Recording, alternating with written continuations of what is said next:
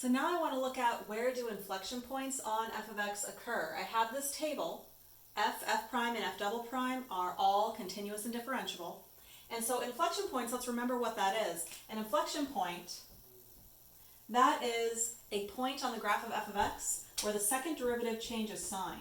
So the second derivative has to change sign.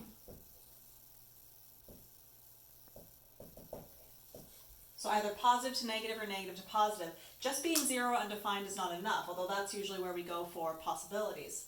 Okay, we need the second derivative to change sign. So let's look at this and look at the second derivative. I see this spot right here where the second derivative is 0.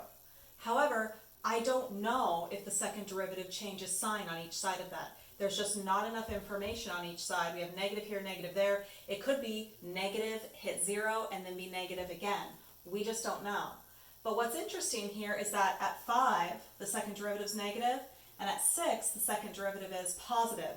And if it's a continuous function, in order to get from negative to positive, it's going to have to pass through 0 because it's continuous.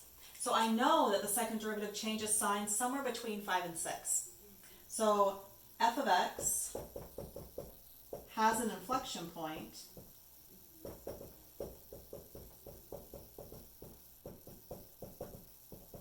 between x is 5 and x is 6, because that's where the sign change happens. Between x is 5 and x is 6. And that's what I'm able to get out of this information.